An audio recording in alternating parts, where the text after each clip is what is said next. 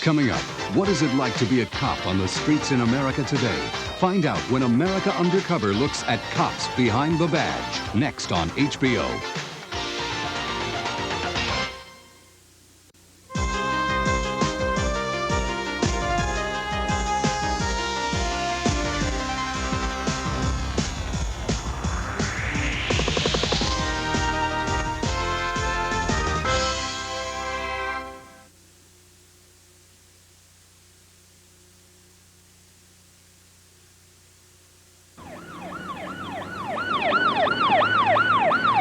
Patrol cop, the man in uniform who comes when we call, is on the front lines every day.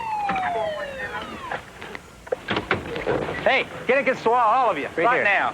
But the danger he faces is not only from bullets, How old are you? but from stress. Look at this. He feels cut off from the people around him, those he has sworn to protect and serve. What are you carrying the knives for? Huh? Bad neighborhood. You guys make it bad. Don't move. This film takes us into the world of the patrol cop in America today, to find the human being behind the badge. Go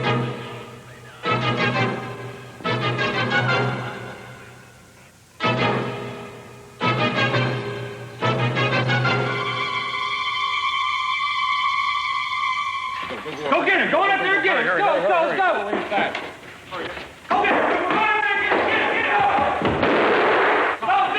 This is the image we have of police work. Combat, the excitement of the chase, the danger of sudden death. But very little police work involves action. Most of it is patrol and the expectation of trouble. Pretty much here it is. Saturday night, the big city. Not a whole lot going on. I guess that's what kind of makes things interesting. That's my only excuse. The fact that the anticipation of something that might happen. Sometimes it does, sometimes it doesn't. 7 hours of driving around and 30 seconds of ass on the line. A policeman can work 20 years without ever being in a gun battle or a traffic accident and still be killed by his work. See this guy? Go through with caution. That's him. Go through. Come on, Mo. It's the day-to-day stress of a policeman's job that's the long-range killer. Wait till Carsey sees this coming. Whoa. One of the most successful programs to deal with police stress was started in 1974 by veteran Boston cop Eddie Donovan. He's dealt with thousands of cops and become a national expert. Cops go to alcohol, some may even go to drugs, some go to psychosomatic illnesses, ulcers, backaches, injuries on the job, disabilities, early pensions. Others may become brutal. Depression is alarmingly common. Puppy, okay? About as many cops kill themselves each year as are killed by criminals. See, we're trained how to use a gun. We know what that gun can do, and it's quick. You don't even put it here anymore, because we see people that do that, and they're vegetables. We know if you're going to do it, it's oral sex, blow your fucking brains out, get it over with. It's quick. We're trained to do it. What causes the stress policemen all feel? In part, it's a cop's very image of himself. Although he's realistic enough to wear a bulletproof vest, part of him thinks he ought to be invulnerable. You alive, Al? Tom Ashcombe of New York's 24th Precinct. His partner, Dennis Kaczynski. We're all set. Let's go. Turn out. Yeah, wait, well? I wanted to be a cop because Dad was. I used to hear when I'd go out with him, he'd run into his friends, and I'd hear him talk, and I'd say, hey, this is pretty exciting stuff. You know, people getting shot, you know, bullets whizzing. You know, I pictured my father as the Superman, you know, the shots whizzing. Here comes my father walking down the street, you know.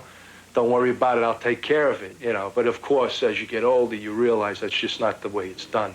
The vast majority of police officers have been raised in the same society as all the rest of the males, which is you don't admit to weakness. You don't cry. You don't ever let people know that something's bothering you. In school, if you even speak out, shut up, keep quiet. The nuns would wrap your hands. Quiet, don't cry. What are you, a baby? That's what you were taught all your life. Put on the gun, the badge, and the uniform. Now you're really Superman, super God, whatever you want to be. We don't dare admit to weakness, and that's a fallacy. That's a fallacy. We handle all of other people, every other profession's stress we handle. So what about our stress? The reality of the job is that not only action, but almost every part of police work causes tension, anxiety, and stress, each and every day. Color is yellow. The uniform. Cops are set apart from other people, the civilians, and they're bound by rules and regulations, like soldiers. They have to work rotating shifts, sometimes 8 a.m. to 4 p.m., other times midnight to 8, never allowing them the stability of a routine. The busiest shift is this one, 4 p.m. to midnight. It takes years before they can get their weekends off. Ready? Yep. Out on the street, they answer call after call and make a lot of independent decisions, all of which can be second-guessed by supervisors or civilian critics. They don't see those citizens at their best. Society is a mixture of a multitude of different types of people and cultures, and there's a lot of good people from all walks of life. We don't see it as police officers because most of our job is radio calls that take us to trouble. What up? The patrol officer is out there among the people, on the front lines. She's loaded. She's dead.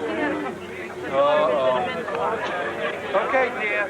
They're gonna help you, okay? Got a long walk. Where's she live? Can she walk at all? Quick. Aren't we all, after we tie one on, a good night's sleep? Cops will tell you it's the same in all parts of the country. New York, old, eastern, densely populated, with the largest police department in the country. Houston is young, a boomtown capital of the Sun Belt, once the murder capital of America. It's still got a violent reputation. Saturday night brings out the worst in people everywhere, and cops know it. Officer Walt Redmond. By the fact that you got a nice day, good weather, real hot out here, I figure as soon as it gets dark, we can start running some disturbances. That's the usual procedure out here.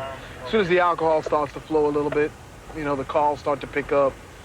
23, 25. Anybody know her? No, sir. Go ahead and just lay her down for a second. The report was a rape in progress, but the victim has passed out, drunk. Hey. This is the parking lot of the complex. 625, we got her. She's just wasted, that's all.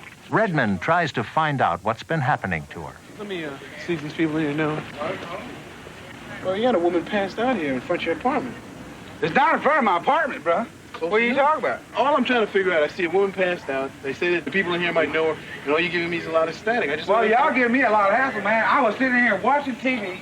Lower your voice. Calm down. We just want to help the woman who's passed out. After coming here and everybody lying to us, it comes out that they had picked her up in a bar, bringing her back to an apartment, and apparently she was so drunk she passed out when she got out of the van. But the whole thing is when we get here, nobody wants to know her. Nobody wants to admit that they knew her. So finally, yeah, we're getting the whole story. Is she a hooker? What's the deal? I don't know. But you let her in your van? Yes, sir. You were bringing her over here, and before she can get into the apartment, she passed out. No, she was passed out.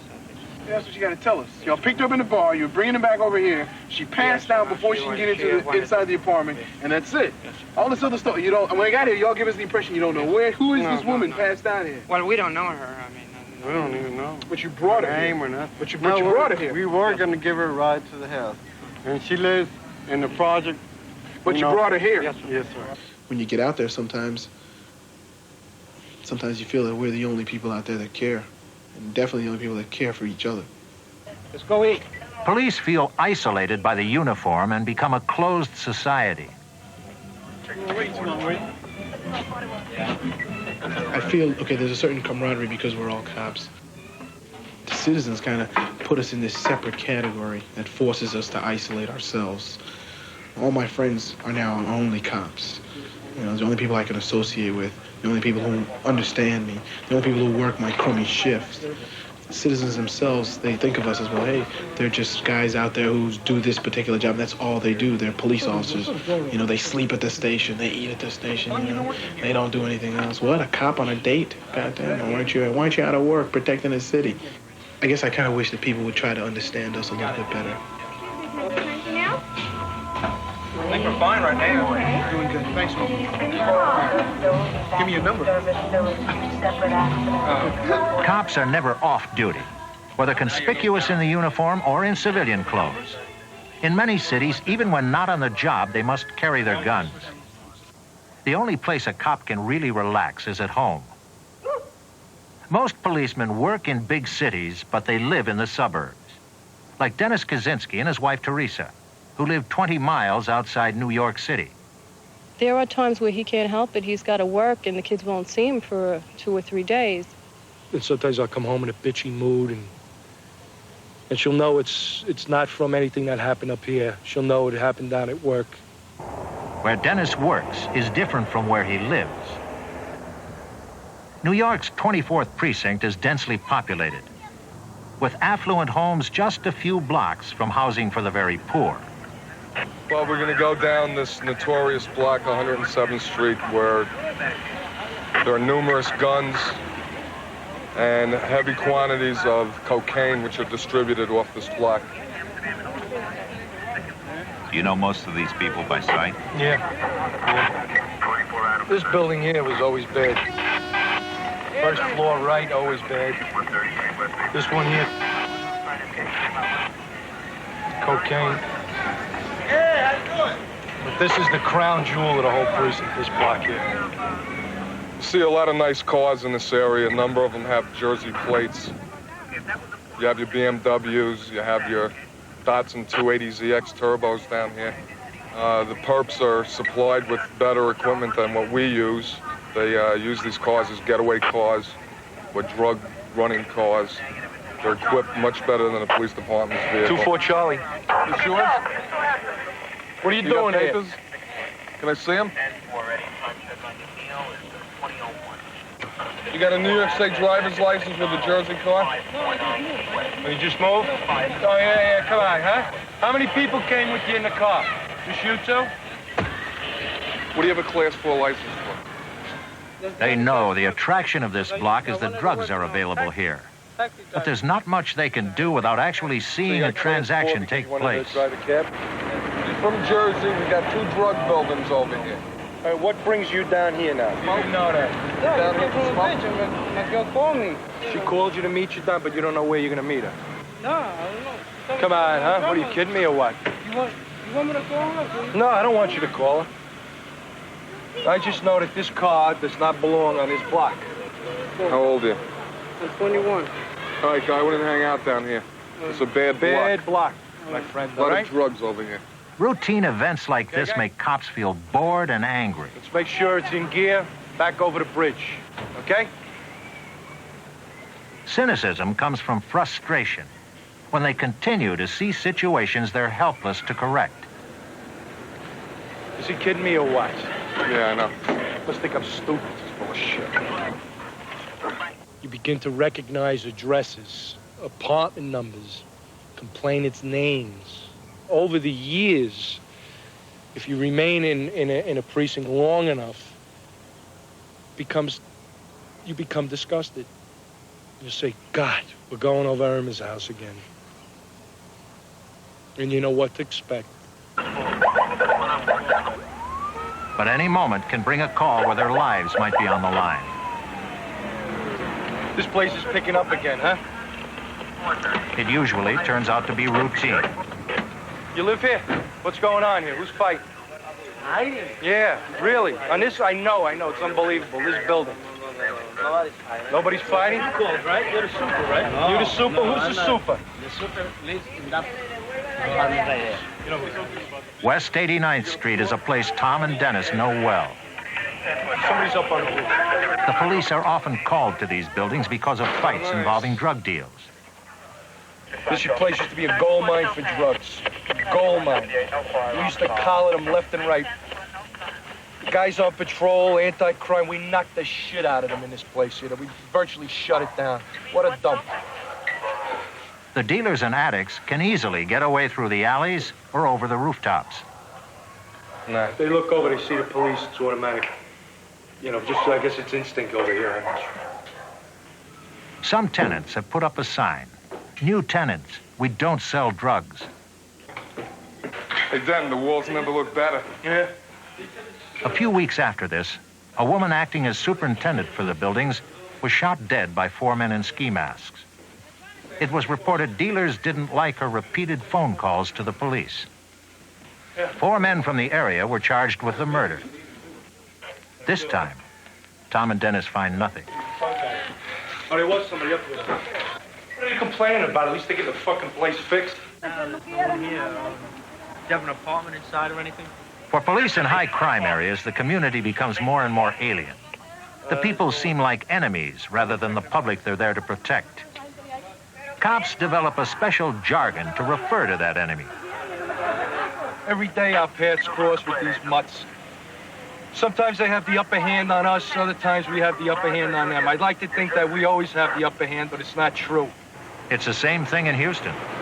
Although it looks suburban, it has almost 2 million people and a higher crime rate than New York. Houston cops have the same attitude. Some of the words we use for, are the bad guys out here. We call them turds. And there's a lot of them. Krista Coleman and David Kalick. They've been partners since Krista was 19. She's 23 now. I've been riding out in here for a number of years. Krista, it's just, sometimes I really don't understand how people live the way they live out here. I think just before I started riding with you, I made that murder out here where 2 brothers were fighting over a pork chop that their mother had left one of them. The other one got mad enough, he'd stuffed it down the brother's throat and choked him to death. And when I got there, I talked to him a little bit, and he says, yeah, I killed him. He said he took my pork chop. And then he kicked the body laying there in the living room, and said I'd kill him again if he was alive. And, that's kind of so foreign to my way of thinking. No, they don't have that sense of family at all. Duff Wheeler and Pat Madden. They patrol the same Houston district. This is 605 Berry Road. Mainly it's minorities, and there's a few Mexican families and a very few white families in here. It's mainly black, though. And they sell a lot of dope in this area, and you find stolen cars in the parking lot all the time. It's just one of the choice spots around here, I guess. Wheeler and Madden stop and question a black man who seems suspicious to them. What y'all trying to do to me, man? We're not doing anything. Well, what's going on? We just want to find out who you were. Huh? My name is Joe Douglas. Can I see some ID? Tell my wife, man. Let's see some ID. You don't have anything to hide? You don't have anything to worry No, about, sir. do you? Well, what is all this in here, man? Hold up. Shut your mouth, okay. God damn it. All right. Barely, but he's clear. My name is Joe Brown. That's my wife is right there. My name is Joe Brown, and I haven't done nothing. I just come out of my house, man, finna get something out of my car. What all have you been involved in? How many tickets you have? You haven't paid. I don't have any tickets, sir. You calm down, chick. I don't have any tickets. No. Well, if you don't have any tickets, we're going to let you go. How does that sound? That sounds all right. Black male, Not your name. date of birth, 5/22. No, sir. All of 51. them, they sold like they had skip out of them. All of them did? In your pocket? Yeah, okay. That's Well, not the best I thing know to do. better Put than your that, hands don't in your you? pocket. Yeah, well, I know what goes on here. See, I live right upstairs right here. What okay? goes on here? Yes, sir. There's a lot of stuff goes on Like around what? here. Stabbing and everything. You still around selling dope out here? there. They do that all the time back there. You know that. The reason we're talking to him, he came running out, then he started fidgeting, then he started to put his hands in his pocket. So I was just looking for my keys. Okay, we didn't know it was your keys. Well, it's okay. I just don't know what was going on. Ground is clear, no DL found. 6 feet, 33 clear. When I got arrested. All right. Next time a police come and they talk to you, don't stick your hands in your pocket. Keep your hands. Well, I didn't know y'all was coming to talk to me. I didn't know what was going on, man. Okay. I was coming out the house and coming You're clear. to the You're car. free to go. All right. All right. Thanks. I appreciate that. I thought maybe you might have bought some dope over here and coming back over here, getting his car and leave. That's what I thought. Just check them out, and that's all you can do. And if nothing's wrong or they're not doing anything wrong, cut them loose like we did. Treat them right so they don't. As right as we can. Do your job and be safe, but treat them with with a little respect. And once we started talking nice to them, and he calmed down a little bit. People in New York tend to be more interested in their rights, and they seem to be more aware of it, and they hold their department a whole lot more accountable for their actions. And Houston now, I guess, is going through that transition where the citizens are only now starting to become aware of their rights what the department can do, what the department can't do, and just a general accountability. Where I'm from, we don't have any blacks, very few. And when I first came down, I thought, well, I'm going to have an open mind. But yeah, I'm definitely prejudiced now. I try not to, have it affect too many things, out in the open. Of course, I talk like anybody else does, behind the closed doors. But yeah, definitely prejudice against blacks and the wetback. Our area is mainly black. So I think, well, that's all we see is, mainly black criminals in our area. If you work with a bunch of Italians in the north, then you call them guinea bastards. If you work in a predominantly Jewish neighborhood, they're all kikes. If you're in a black neighborhood where they're all, because these are the people you're dealing with, that you're being called to, they're all a bunch of fucking niggas. Whatever you deal with, I'm sure, and it works in reverse. I learned this in counseling black cops, that they feel the same way. Is Houston a racist city?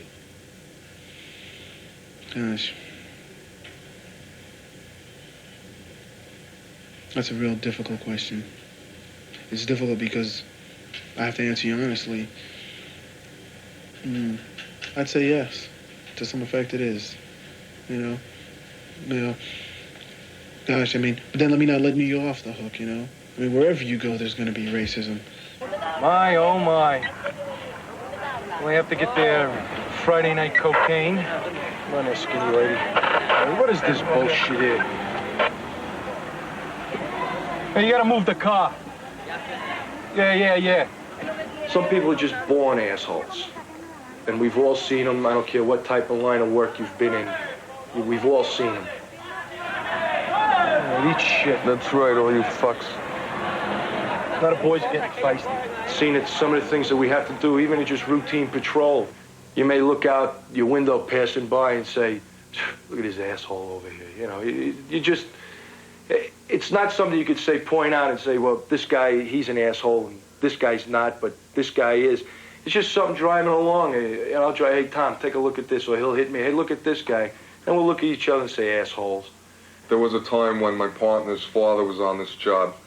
Guys would be hanging out on the corner. The cops would roll up. They'd come out of their radio car and give the guy a warning. You better be off this block the next time they come around.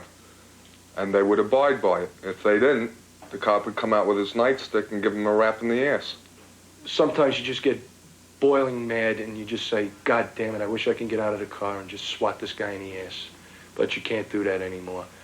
So then you just let it go by, and then you'll say, well, I'll get this guy legally someday. I can feel my temper rising a lot of times out there, and sometimes you just got to sit there and say, it's not worth it.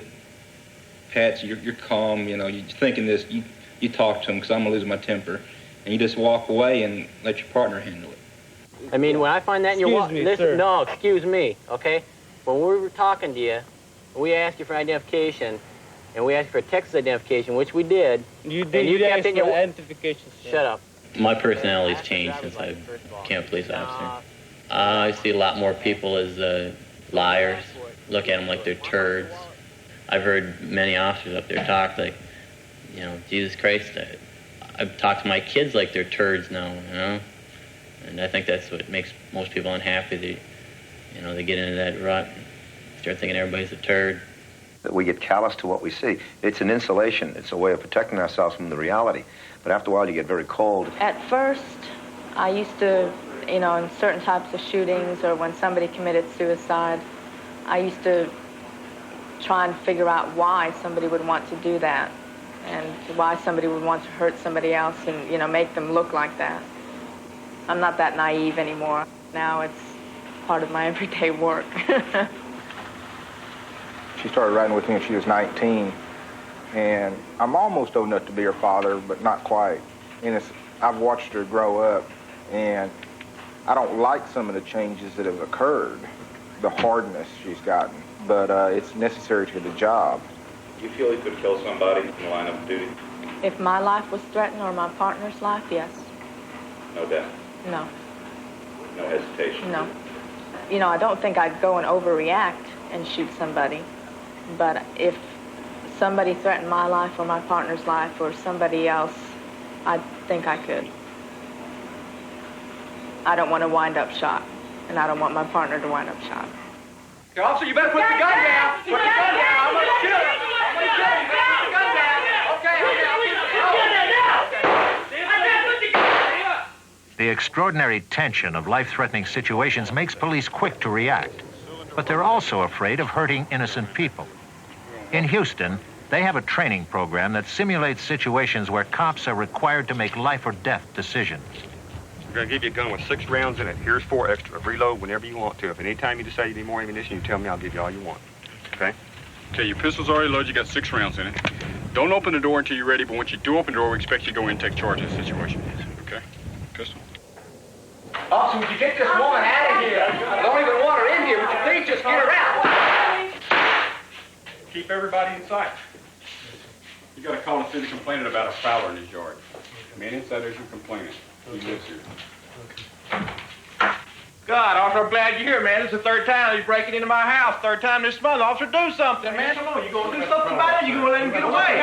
Come on, man. Gun secure. What you going to do? What you going to do? Officer, he's getting away. Come on, man. Do something. Go get him. Go get him. Get him. Go get him. Come on. We're not training them to go out there and use deadly force. That's a last resort, the very last option available. We want them to use everything else that's available to them first. And if they have to do that to protect themselves or somebody else, then they do it. You got a disturbance here. The man's got a gun. Stay behind you, cover him. Don't let the guy beat you. Stay behind the chair. Behind the chair. Hey, get over here and help me, man. I'm a cop. Come on, man. I'm a narc. I'm a narc. Shit. Who shot her? We can see that some officers have some problems in some areas, and we feel like that if we bring it to the officer's attention, that, you know, you got a little more tense than you need to be. You need to back off of this situation, calm down a little bit. Most officers can deal with that. 163. John Wayne just can't make it on the street anymore, and we're trying to get away from that image. We want officers to realize that they can do their job and be effective, but they don't have to put themselves in a position where they're going to get hurt or where they have to use deadly force and maybe hurt somebody else. Overreaction is dangerous in other ways. It can lead to police brutality and misuse of power. There are others, people who could overreact and do overreact. Again, I'm glad to say they're still in the minority, but they make the rotten headlines for the rest of us. Part of the image every policeman must live with are stories like these.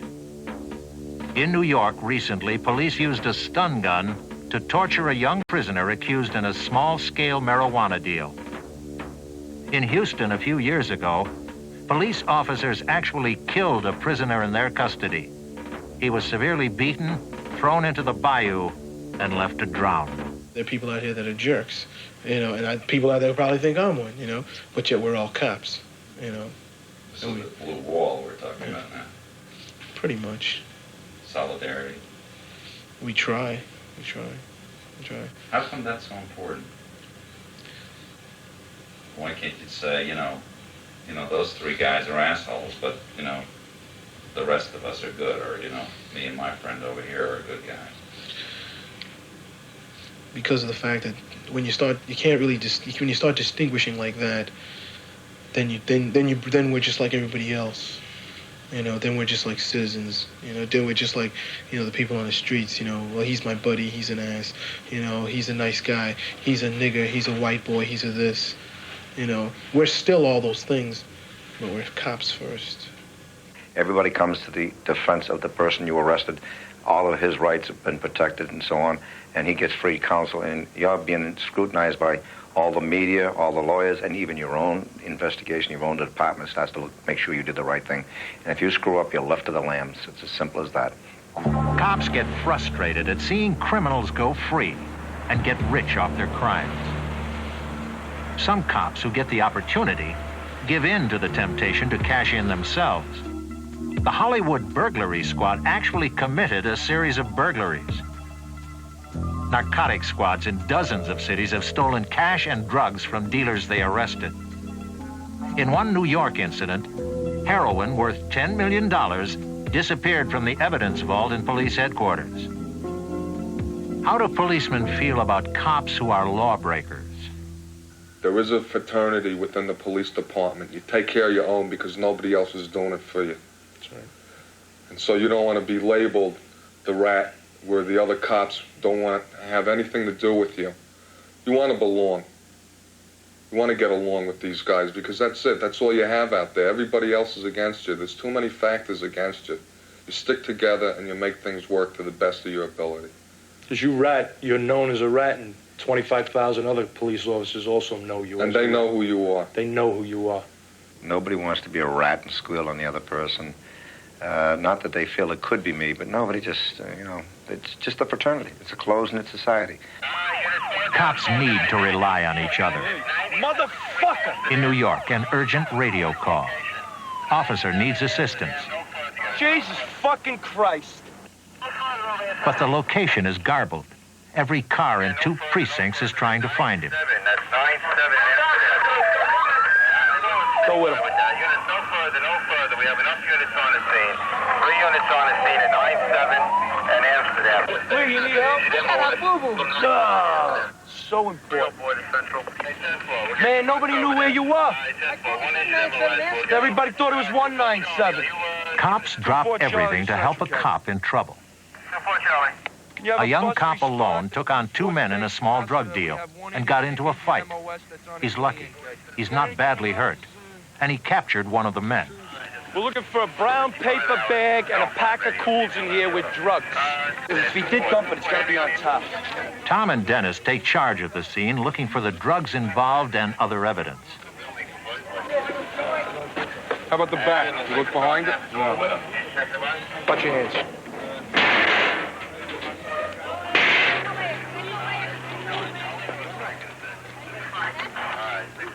They find it. Yeah, free basin, right? Yeah, see? Shot for the fucking needles. It might be heroin there. That's probably heroin. All right, let's go. Get the stuff from the chase. Then it's back to the precinct, where the work is just beginning on the arrest. I gave it to Macklow when he was here on the desk. Evidence, Macklow's collar. Okay. Is in the back? Witness. All right, you got a witness to this. Where's Lee? Where's Macklow? Oh, there you are. Got your stuff. There are lengthy reports and procedures to handle evidence, witnesses, and the suspect. This man behind us is a witness with FGL. He works over at Mike's bike buff. All right. Okay, now watch. There's a spike in here. That's what he took out a little bag. Okay. Now watch your fucking needles. You should get AIDS, you know that? The whole process means the arresting officer has to stay late. Paperwork and a trip to court. It can take all night. Usually his wife gets a phone call.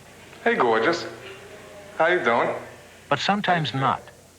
She has to accept his word for where he's been. Oh, it's coming along.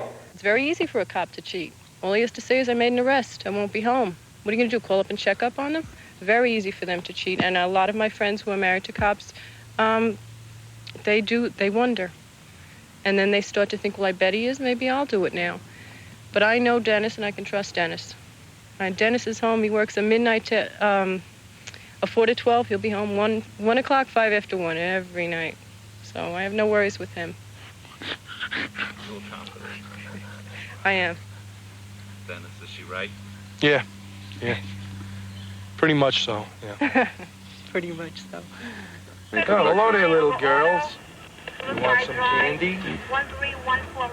Oh, my God almighty, it's a policeman's disease. Women are very attracted to a uniform, as we all know, a mailman or even a military man. The image, I think it's a psychological thing with women, too. Not just the uniform. I think it's a big trip to be able to get the big daddy, the authority figure. The gun becomes a phallic symbol. The badge, the ultimate authority figure. And a woman, it's a conquest. It's a male conquest. Now, that doesn't mean that every cop screws around. That means the opportunities and the availability is very prevalent. While you're cruising, going into house calls, people that are separated.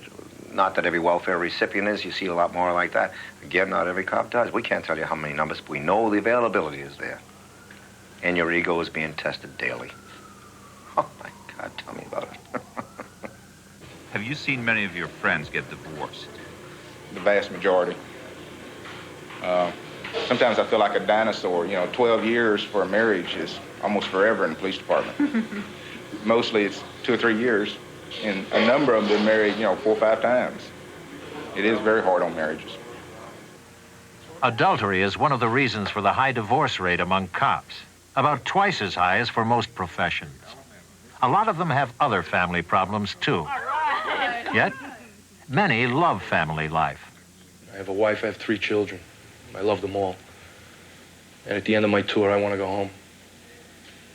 I don't want no chaplain going to my house and saying, Mrs. Kaczynski, we regret to inform you, though, but your husband's dead. You know, that I don't ever want to see happen. Never do. You want to go up to Treehouse? Okay, come on. I don't want to wish that on my family. I love them too much. Going home. It's the bottom line.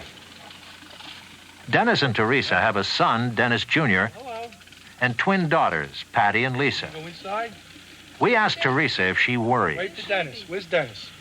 Well, if I hear a cop got shot on TV, I'm kind of nervous, and, you know, I'm on the phone with my girlfriend who's married to a cop. Do you think it's him? You know, and then you get upset. You do get nervous. I know my mother was like that for when my father was on the job. She used to stay up nights on the 4 to 12s, wait for him to come home. That's how much she loved him. She wanted him to come home so bad. And I know I always wanted Dad to come home, too. Because Dad always brought me toys, took me to baseball games. I think if something would have happened when I was young, I don't know what I would have done. How old was your father when he died? 54. I was 24 when he died.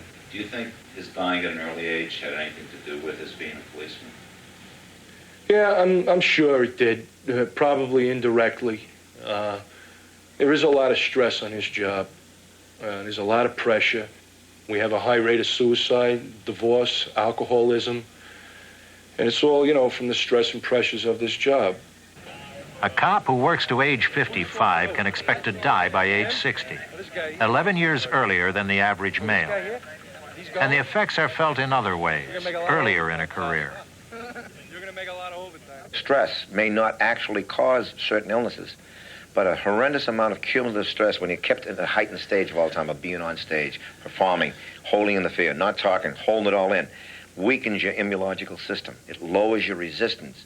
And if you have these things in your system lying dormant, they'll come to surface. And the body will cry out for help. It'll say, for Christ's sakes, notice me, I'm hurting. Do you ever worry about the statistics that, you know, say cops have shorter lifespans, stress illnesses, and so forth? If I make it to 40, I'll consider myself lucky, you know. But no, I don't. I've heard all those things. I know about the suicide rate. You know, I hear now the life expectancy is supposed to be even shorter than a fireman. You know, but I've heard about it, but no, that doesn't bother me. Maybe it's because I'm 25. You know, ask me if I'm, you know, a couple of years more. One of the most stressful calls in a policeman's life is a family dispute. 6 boy 31. I'll go by and give me the numbers. 6 boy 31. Sunnyside. Apartment number 3. 31, Claire. This is one of the most common police calls, and it's a perfect example of the stresses of police work.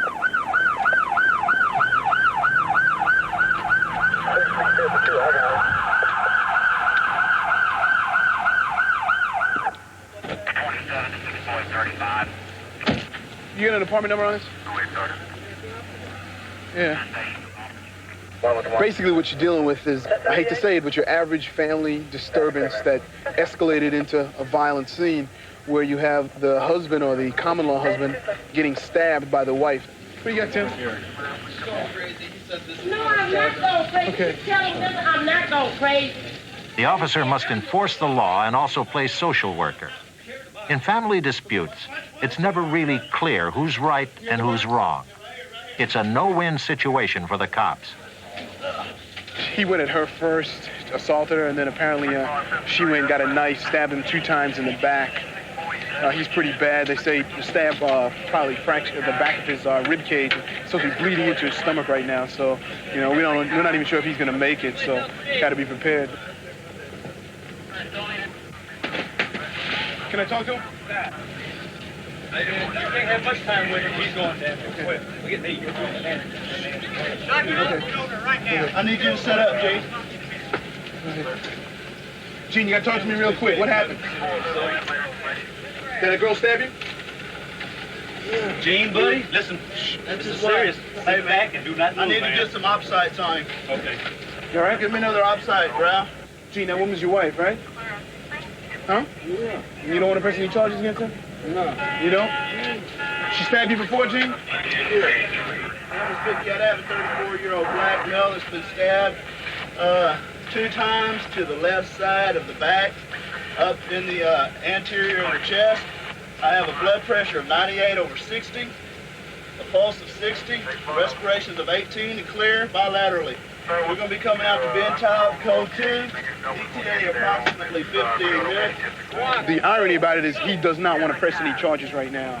So all we can do is an initial investigation, and if he dies, well, then the state takes over. But I hate that it has to get to that point. But right now, he tells us he's coherent enough to say, I don't want to press charges. Well, then it's history. There's nothing, as far as locking her up, no, we can't.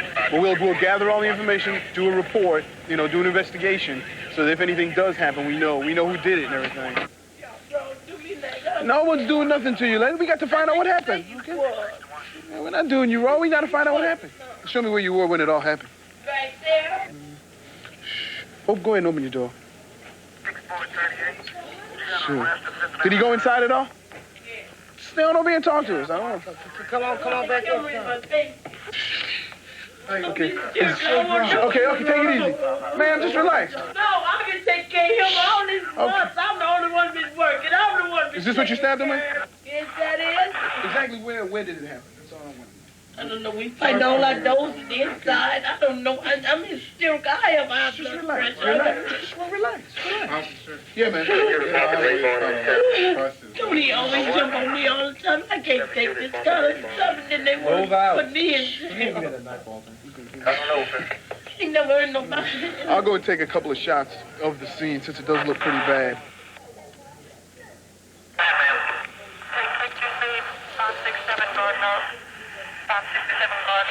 Oh, hey, once I got the pictures, hey, clean it up.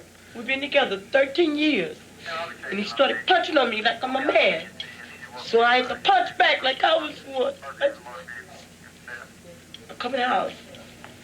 I had the knife coming in behind me, so he punched me around right there. Then he went over that way. That's where I first stabbed him at. That's where the blood was on the pillow. Then he tried to get away from me. But I ain't got his stiff. I didn't mean to hurt him. And I just kept stabbing. I couldn't help it. My eyes all messed up. I'm telling him, don't you see my lip? He did this to me 2 years ago. Twice in a row. Split the heel. Ask Sister General, they'll tell you. I'm tired of being beaten on me. And I'm not going to take it any longer. I'm not supposed to, and I don't care what cop takes me to jail. It's bad when people beat you like that. I love him and I don't want him to die, but I don't care if he does. Because I'm tired of being beaten that's going on.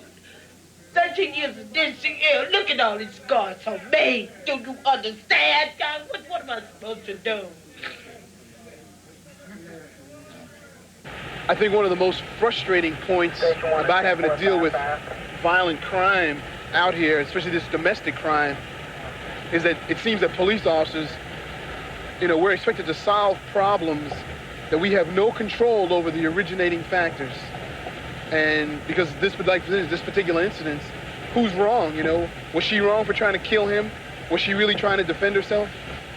Who's to say? But we're out there, and everybody wants us to do something. Few policemen realize that the stresses that they feel on the job may lead to alcoholism, drug abuse, or physical illness. Stress can create anger and frustration, which surfaces as brutal or corrupt behavior. Or it can work inward to create deep depression. Depression serious enough for a shocking number of police suicides. Where's he stabbed? 2 that come to mind, officers that I've known have committed suicide. Both of them, you could see what was happening, but nobody could really do anything about it. They had a feeling something like that was going to happen. And I know some more now that I think are headed that way. I do know of hundreds of personal cases involving suicide where it was covered as something else. A cover-up. I got choked up on that because I think of my own suicide attempts many times, if you understand what I'm saying. I've had the gun to my head many times. I thought I was a weak person. I didn't like it because I was a detective. I was a cop in uniform, performing all the time, and I had these crazy thoughts of suicide all the time because I thought I was a weak person. And when I couldn't do it with a gun, I put myself in dangerous situations to get hurt. And then I also aimed my car, my police cruiser, at a pole or a tree. At the last minute, I'd pull out because I couldn't do this to my kids, you know, and I never forget that. Many policemen don't even know that they need help. Anybody here I didn't call? And those who do often don't know where to turn. When I was dying inside and I needed help, there was police chaplains, there were psychologists, psychiatrists, doctors, and social workers. I wouldn't go to any of them. I didn't trust them. I didn't believe in them. I didn't believe in God, so why should I go to clergy? But I did go to 2 cops who would chase me that were recovered alcoholics. They were policemen. I felt they would understand me because they were cops. We had something. It's been emulated all over the world. The reason Donovan's stress program is a success is that it relies for counselors on the only people cops really trust, other cops. One thing I learned, first time I ever said I was thinking of suicide to someone, and they told me, oh yeah, I did too. I felt like the world was off my shoulders. Like the alcoholic that goes to AA and learns he's not alone. Same way with the policeman who finally gets out and says, oh my God, I'm not the only cop in the world that's feeling this way. Police are a society unto themselves. The end of the shift brings the special satisfaction of having survived. Got everything? Nightstick? That's about it. Let's go home. Our tour ends at 10 minutes to 12 on a 4 to 12. Siegfried! We start at 3:15 p.m. We end at 10 minutes to 12. Goodbye, Charlie. We'll sign out, we'll change, we'll leave. Good night, kids. Hey, Andy May, how are you? I give a big sigh of relief. It's over. I'm going home. Tomorrow's another day. Hey, what's up, man? Hey, guys. Danny, how are you there, pal? Now, I might rehash in my mind, you know, what went on through the night. You know, we may have had a job that might have been I don't know, maybe some type of a borderline type of job on a decision that we made, and I'll think about it. Was it right or was it wrong? I'll rehash that in my mind, and after that, I'll dismiss it. Start thinking about, hey, I'm 20 minutes from home. Busy tonight, right? There are some police officers who have a good family life, they have a good faith, they have a faith in the system, they're healthy the way they were raised, to be able to ventilate, to be able to cry, or what have you. Those guys will never crack. I'm afraid they're in the minority. When he gets home from work, he has to put it behind him and think about being at home and relaxing and not think about all this aggravation at work. And I think he does a pretty good job of it. He's good at relaxing. You come any day, you'll find him on the couch with a baseball game on. But that's good. If he couldn't do it, he'd probably be, I don't know. I'm a gentle soul. You want to go swimming? You want to go swimming in the pool? No, you can take it. You can go in your Hobo, get out of the pool. Hobo's out of your pool. You want to go in your pool? Oh, look at... Look, Daddy's going to go in the pool. You want Daddy to go in the pool? Yeah. You want Daddy to go and watch? See, Daddy goes like this.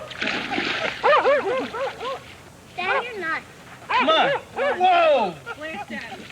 Like a lot of cops, Dennis comes from a family with a police tradition. And despite all he may say, he's proud of that. I only wish that my dad was alive to see me and my 2 brothers be on his job. I think my father would be proud. Dennis either wants to be a policeman or, I think he said, a race car driver? Race car driver. Yeah, he wants to be a race car driver. But he's a good kid. I love that kid. It's my pride and joy, Dennis. We asked, would you want your son to be a cop? I wouldn't mind. At this point in time, no, I wouldn't mind. I don't know if he'd be interested, but I'm not going to steer him towards it. I'll let him be himself. Let him be what he wants to be. There's never been a shortage of people who want to become cops, despite the hardships of the job and the personal toll it can take.